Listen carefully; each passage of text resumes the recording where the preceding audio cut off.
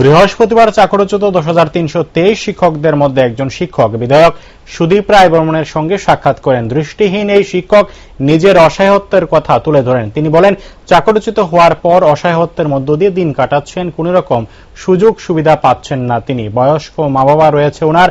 মুখ্যমন্ত্রী Covid special relief প্যাকেজের কোন রকম সুযোগ সুবিধা পাননি। আক্ষেপের সুরেই নিজের অসহায়ত্বের কথা তুলে ধরলেন তিনি। তো আপনার এমএলএ সঙ্গে সুদীপ বাবুর সঙ্গে। আচ্ছা, কি বিষয় নিয়ে?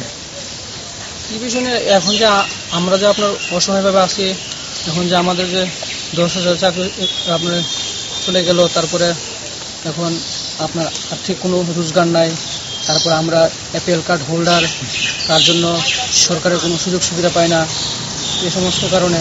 তারপরে আমরা যে আগে যে বিকলাঙ্গ ভাতা পাইতাম, এটা 3 বছর ধরে পাই না। এখন আমার মা বাবা আপনার বয়স্ক, তো এখন তো আমিও কিছু করতে পারি না, তার জন্য মানে সুদীপবাবুর সঙ্গে বলেছিলাম মানে ওটা কী করা যায়।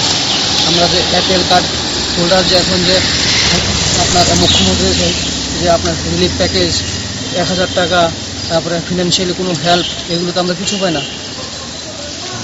তো উনি কি কইছে?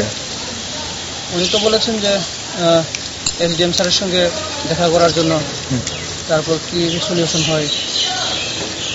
কোন স্কুলে চাকরি করতেন? আমি তো আপনার পঞ্চমুখ জেবিতে ছিলাম। আপনার নামটা? আমার নাম আমার নাম মিঠুন দেবনাথ। মিঠুন দেবনাথ।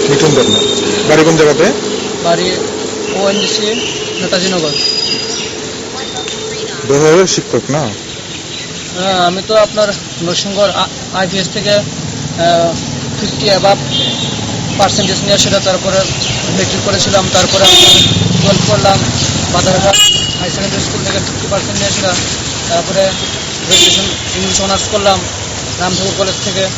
তারপরে কি আপনার আমরা তো অ্যাকচুয়ালি আমরা জানি যে আমরা ডিসেবল পারসন, আমাদের জন্য তো স্পেশালি কোটা আছে, ঠিক আছে, কিন্তু আমরা যে কীভাবে 10,000 মানে পড়লাম এতগুলো আমি বুঝি না। তারপর আজকে 2 বছর ধরে আমরা কোনো পাই না, কিছু পাই না, তারপর গভর্নমেন্টের কোনো ফিনান্সিয়ালি কোনো সাপোর্ট পাই না। তারপর আমাদের যে এমপ্লয়মেন্ট কার্ডটা আছে এটাও আজকে আমাদের দেওয়া হচ্ছে না।